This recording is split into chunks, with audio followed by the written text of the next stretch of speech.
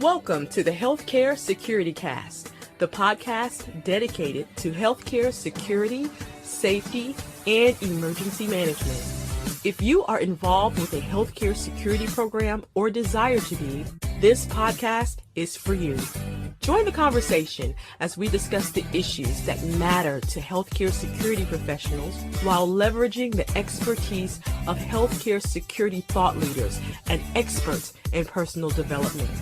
And now, here's your host, Brian Hamilton.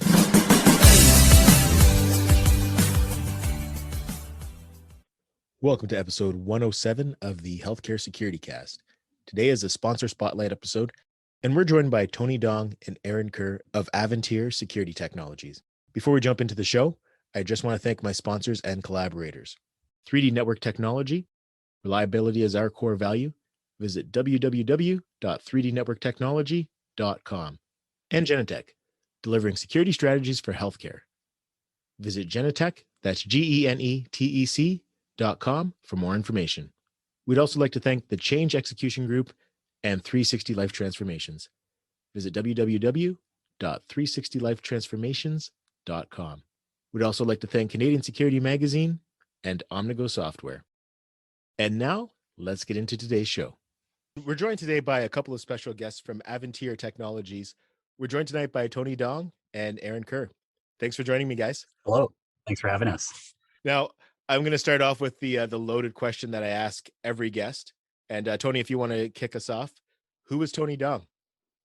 I am a risk management professional who happens to be touching the security industry right now. I have a background in risk management, managing operational risk previously for a large security company. Currently, I work in the public sector as a senior risk advisor. On the side, I co-founded Aventyr Technologies with Aaron Kerr. Education-wise, I graduated from the SFU Bachelor of Arts Criminology program in 2019, and I'm currently enrolled in the Master of Science program in Enterprise Risk Management at Columbia University School of Professional Studies. Awesome. Okay. And well, my name's Aaron. And as Tony mentioned, we started Aventyr Technologies together. My background sort of started when I started doing my bachelor's degree in criminology. That's where Tony and I met.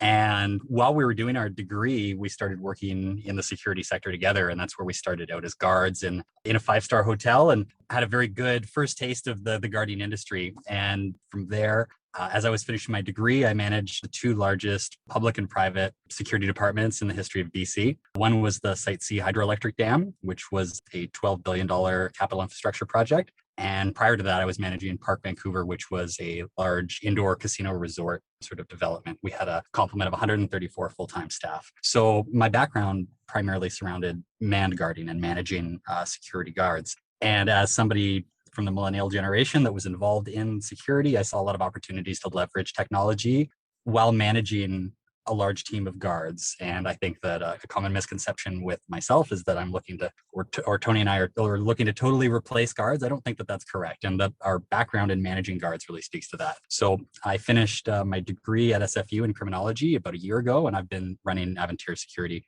and Technologies full-time ever since. Awesome stuff. Now, and I like the way you put that, because when I look at a lot of the stuff on LinkedIn, especially that you've been posting, Tony, I know it definitely gets a reaction whenever you write an article or whenever you have a poll. And I think a lot of what you say kind of goes against the grain, but I think people would think it's controversial. But I guess, can you share your insights on where you see the security industry going? Like Aaron has said, you guys aren't looking to replace security guards, but what is the niche that you're looking to carve out in the industry? Our approach to security started with our degrees in criminology and understanding why people commit crime. So we're not laden in one aspect or another. The approach that we take with our business and clients in general is one of, let's say, a trilogy, and we call it protection, detection, and response. And we think that you have to have a combination of these three elements, and they have to work together collectively and cohesively to perform protective functions. So that's sort of our approach to that. And we think that currently the industry is in a position where guards are in a detection sort of position. And that's where they're put in these really boring positions to watch a door, to watch a patient, to do something really monotonous that technology is very, very good at. And what technology is very bad at is the response component, right? Showing up to a site where there's a break and enter, showing up to an aggressive patient, and managing that behavior is something that, AI isn't going to be doing anytime soon. But when it comes to patient watch, And, detecting somebody, for example, with a ligature around their neck, that's something that AI is very good at and can do for hundreds of thousands of hours without losing any concentration for very, very low cost. And I guess what I'm trying to get at, and Tony can probably take it from here, is that we're currently existing in an industry where these very high input, high expense human positions are being used to perform these very basic monitoring and detection responsibilities. And what we're proposing is that we leverage technology to detect these anomalous events, and then we use humans to respond to them. Tony, you can probably take it from there.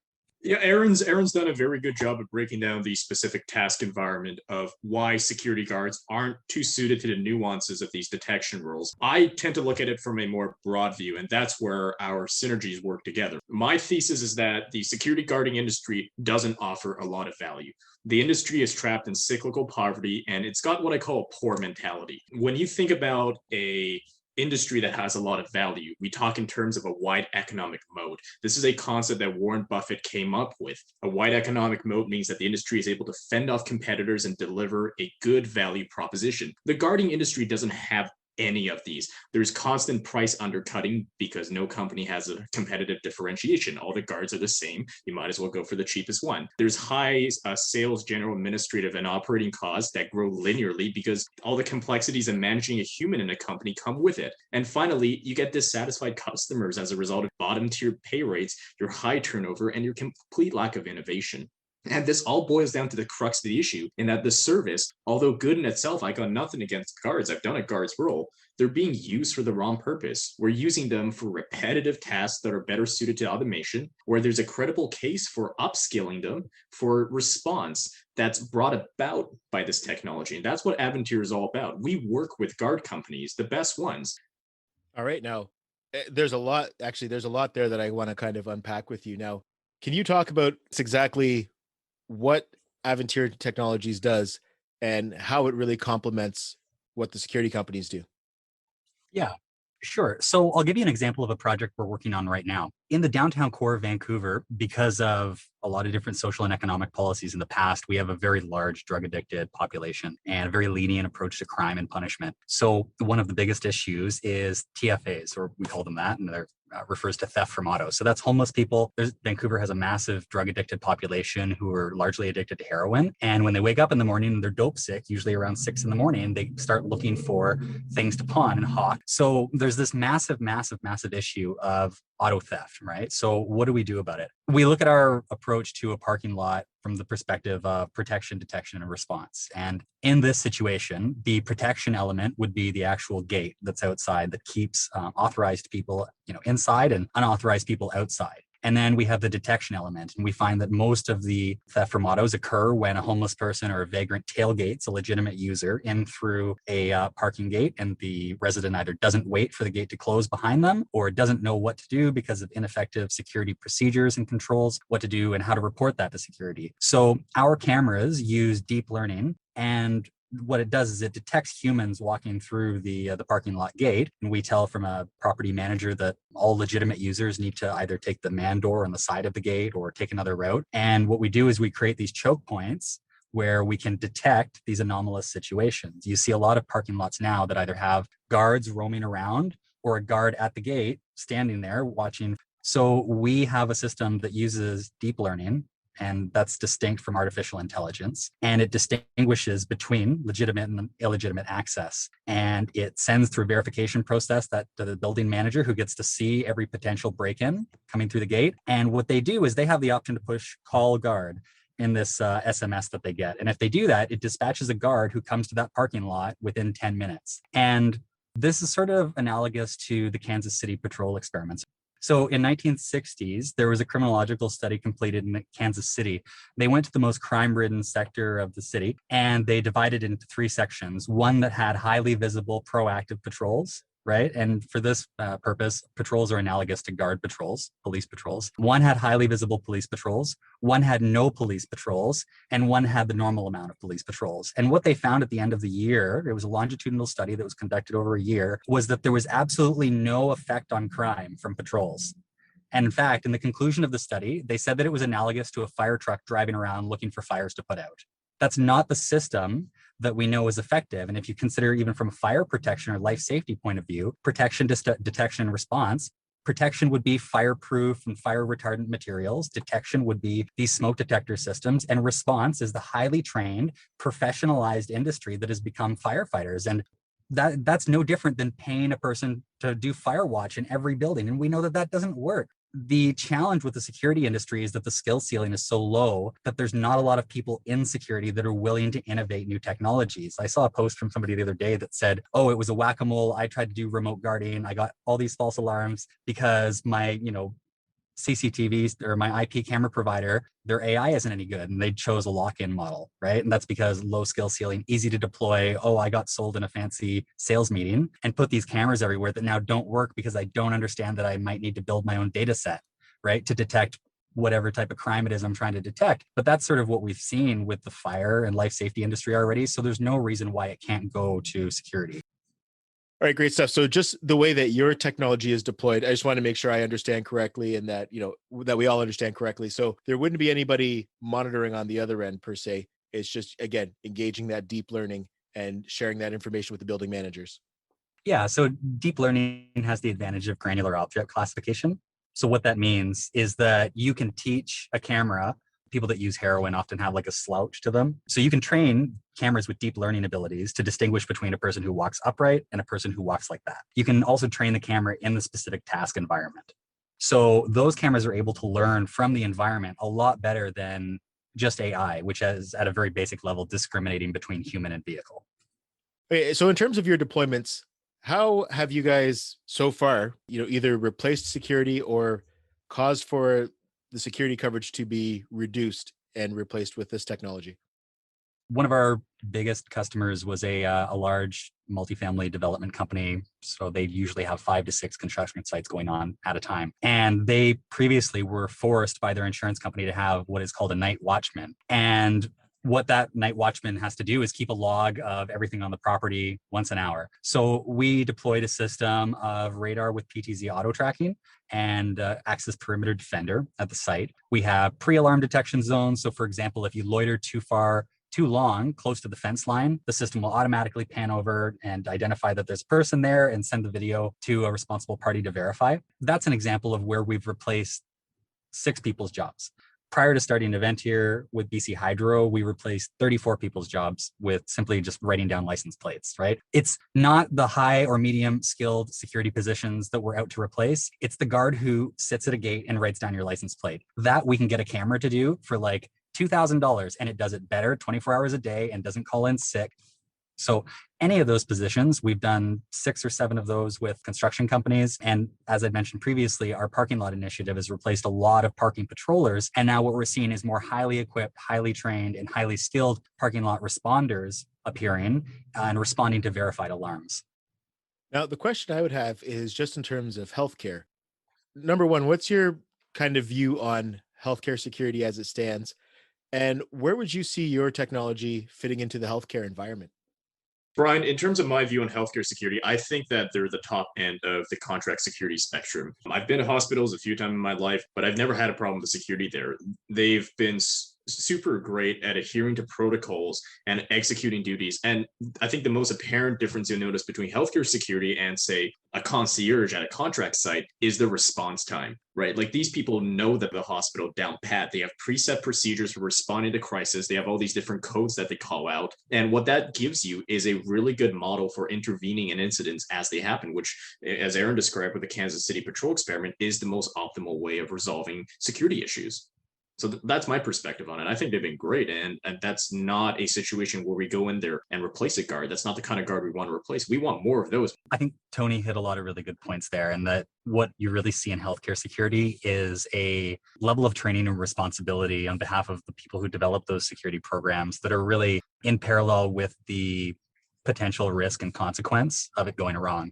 And that holds true with nuclear security all the way down to convenience store security, right? It's really always sort of in parallel with how important what the task environment is. And as we know, healthcare is of extreme importance, and there's often only one. It's not like private hospitals exist everywhere, at least not in Canada. So from a technological component, I think that it would revert back to our same perspective of what are the dull, monotonous tasks that your security guards are doing. So for example, we don't see a lot, at least in Canada, of integration between access control systems and video management systems. So we have the ability with door latch monitoring and latch bolt monitoring and door latch strike monitoring to detect when doors have been tampered with, or when doors are propped open or doors are held open. But you don't often see that being, connected in the back end with a camera feed and presented to an operator in a meaningful way. So a way I would see us sort of intervening or working in a situation like that would be, for example, the skill and innovation and really a thought that goes into making sure that the right information is presented to the right people at the right time. So having a system where when a door is propped open, maybe it sends a mobile notification to the guard who is identified as being closest to that location, right? There's other things like patient watch, I know is a really monotonous job. Often you see thermal cameras used to detect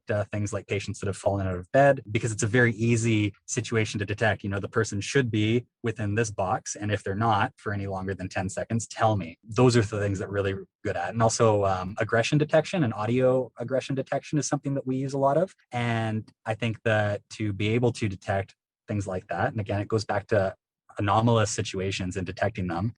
Awesome. Now, the other thing too, Tony, when again, I alluded to this earlier, but the different content that you put out on LinkedIn, you do get a lot of reactions to it. Yeah. And I think one thing that's kind of a common theme is when we talk about the challenges in the security industry is the price undercutting. Yeah. It's something that comes up frequently. Do you want to unpack that a little bit, talk about some of the challenges and some of the possible solutions that you see down the road?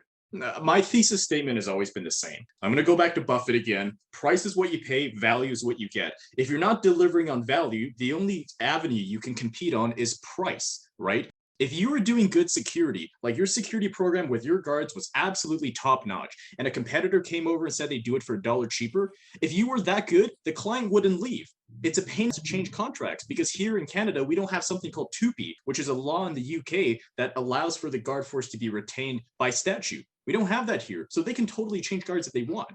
So my point is, if your guards were really that good, undercutting isn't going to affect you. Automation solves problems that security guards cannot do. Dull, dangerous, and dirty jobs. Robots don't fall asleep, they don't no-show, cost health and safety premiums, need breaks, need to be paid overtime. Yeah, so I think one of the things that Tony spoke on is that clients seem to lack solutions that are actually effective. And that's one of the things that I think that we consistently see when we put people in the wrong responsibilities, like detecting things, right? So I'll use healthcare security as an example because of the subject matter of the show. Patient watch is something I think that you frequently see healthcare security officers involved in. And correct me if I'm wrong, do they not watch the patient to make sure that they don't hurt themselves?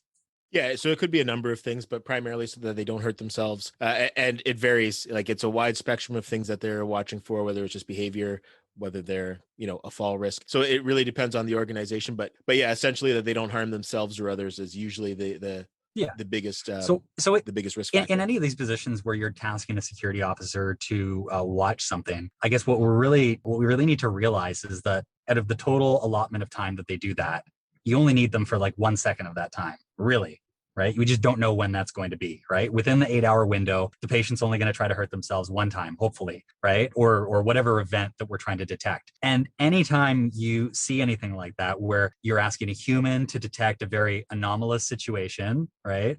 And it's a very obvious event, right? We use man down detection at some of our sites, and it detects when a person is lying on their side when they shouldn't. All that is it's a data set of what upright people look like and a data set of what people on their side look like. And you can make those, you can create them, you can deploy them, and you can create intelligent solutions that identify these anomalous situations. What that does inadvertently is it's going to reduce the number of human positions that exist within the industry. And this isn't to say that we're trying to replace them, because what I said before is that by eliminating the response component, which is what I think humans are best at, right? We see that repeatedly. You eliminate one piece of the pie and you need all three pieces of the pie.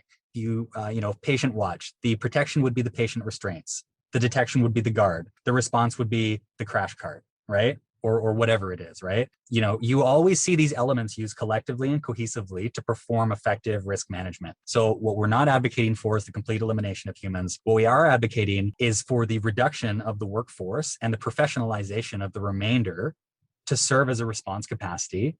And I think that tech companies and people who are in the capacity to innovate technology that provides meaningful results. Only once we have people that are out there providing solutions that actually deliver the intended result are we going to see things start working. And that's what we always focus on at our sites. Like, I frequently drive to client sites at 2 a.m. to push a button to reset something, because the client doesn't care if the system wasn't working when they got broken into or what the excuse was. They just want it to work. They just don't want to get broken into.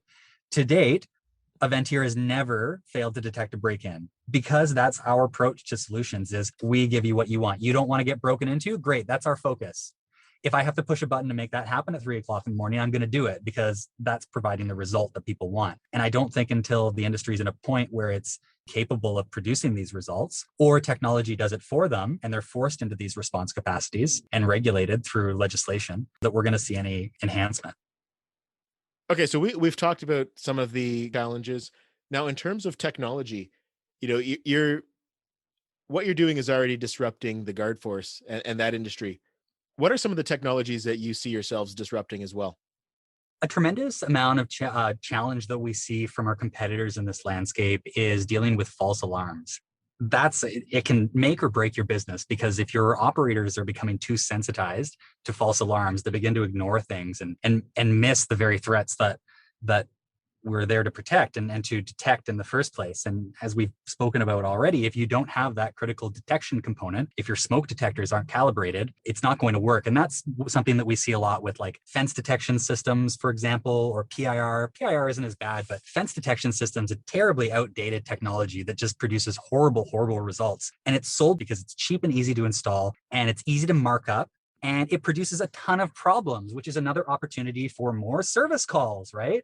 So what we've seen is decades and decades and decades of installing systems like fence detection systems that don't work, right? Cost a ton of money, produce really poor results. So we see a lot of computer vision solutions that are really effective in replacing a broad spectrum of technologies. So if you were to consider the component of detection and verification, a lot of systems that are already installed in people's homes and businesses, for example, legacy surveillance systems, can be integrated and brought into the cloud, provided that your bandwidth capacity is there. And we can perform AI analytics on existing security cameras. And we can do things like that at a really low cost, because we're focused on going in and providing a solution that actually works. If you keep getting broken into in your car lot, then we'll put in a system that detects people walking through the gate. And when it works, and you tell all your friends, oh my God, I've actually found a solution that works, that's where our business comes from. We're the people who can get it done. And a lot of our clients find that so incredibly refreshing in the security landscape because of these historical type of business practices. That's where we find it to be a very easy landscape to compete in. And we continue to see growth as a result of that. All right, great stuff. Thank you for that, Aaron. Now, the next thing I want to ask is just, what can we expect in the future? What do you guys have down the pike? What's coming next from Aventyr? Stay tuned. I'm going to echo that. You ever seen that Papa John interview where he's like, I've had over 40 pizzas in the last 30 days. And then he's like, the day of reckoning will come. The record will be straight. Yep. And then the interviewer's like, why not set the record straight now? What is it about? And he's like, Stay tuned. Right. That is what it is. We're looking at providers. We're not opposed to using security guards, right? Aaron's cleared up that misconception. Yeah, I want to make it known that we're willing to partner with the best ones. We focus our main business motto is producing a result, right? So if you come to our company with a problem, our only myopic focus is solving the problem. And we do that with a combination of enhancing your existing physical security protection, like maybe you need a new door lock or something, and we're not trying to make any money off that. We're coming in with the aim of stopping the problem, right? If you have people, fishing through your dumpsters, that's what we're going to try to do. And we will deploy any different number of technologies or people or mobile responses with different guard providers to achieve that result. And we're the only company that I know of that actually goes into security problems, and we go into it with an academic background in criminology, where we understand psychology and why people commit crimes, the different theories and principles of deterrence. And we apply these things to a combination of using existing security guards and mobile response drivers to respond to events that we have detected using technology, and that we have had enough time to detect and respond to because of the delay mechanism provided by the protection element of that. So all I would say is that we really do focus on trying to solve the problem. So any physical security problem is a unique challenge for us. And that's where I really see our company going, is going with customers who want solutions, who are tired of the account manager apologizing and taking them out to lunch. If you're asking us about our market, most of our sites right now are in construction. We're going to be providing a heavy focus towards commercial and residential parking lots. So that's our next venture. And that's where a lot of the partnership potential with these private security guard companies comes from. Now, we're agnostic as to the provider. Our only criteria is they're effective. If they're not effective, we'll get rid of them on the spot. It's no problem. We'll go to your competitor. We'll let them take the business. Yeah, another really excellent market that we see ourselves moving into is one of security guard management, right? So working with clients that already have a number of guards on site and using their existing infrastructure and surveillance to monitor the guards and keep them on top of, doing patrols and responding to events that we detect through their existing camera system, right? So I think that a really big market is for companies who aren't willing to replace their guards entirely or who don't see that need, but we could go into a lot of industries where they have, for example, 10 security guards, right? And we know that signing people in and out and all these different things that only happen here or there can be handled remotely. And you can trim that team down to say 2 guards, which is a lot more ideal when you're dealing with this post-COVID environment, and we can handle the rest. And then we can dispatch the guard and stay on top of him to make sure that he's doing his job. Another advantage of using the camera system at the site to monitor and audit the guards is that it creates an environment where the guard never knows when he's being monitored for his productivity. And that creates an environment where the guard is always being productive, because if the audits are truly random, the likelihood of us detecting the guard doing something he's not supposed to be doing is about as good as any if we're checking it at a random time throughout the day. So through the process of random selection, which is another scientific principle that we know works, by randomly selecting periods of the guard's performance to audit, we know that that's about as good a chance as any as we have of catching that guard doing something wrong, being on his phone, performing poorly, or performing well. And that allows us to score and mark the guards and create a ranking system so that you as the customer can clearly see who's performing on the security team and who needs to cut. And I think as our services become increasingly effective and we're more and more able to detect more and more anomalous situations, the need to have that manned component at the site will continue to diminish. And although it'll never be replaced, I don't think that it needs to be nearly as engorged as it is now. Awesome stuff, guys. Well, I guess to close off, how can we connect with you guys? What's the best way to reach out to learn more about Aventyr? The best way to look is at www.aventyrsecurity.com, or you can follow our LinkedIn page, or you can find me personally, Tony Dong, on LinkedIn. All right. Well, thank you very much, guys. I appreciate the time and I appreciate the insights. Thank you. Stay tuned. The Healthcare Security Cast is available on Spotify, Apple Music, Amazon Music and Audible, and many other platforms as well. Check out our Linktree on your computer or mobile device. And this can be found at linktree/Brian Hamilton. That's linktr.ee/Brian, B-R-I-N-E, Hamilton. Again, that's linktr.ee/Brian Hamilton. Or if it's easier, send me a text at 647-372-2042. That's 647-372-2042. And I'll be happy to answer any questions you may have or share any links you may be looking for. Thanks again for listening. Until next time, take care and stay safe.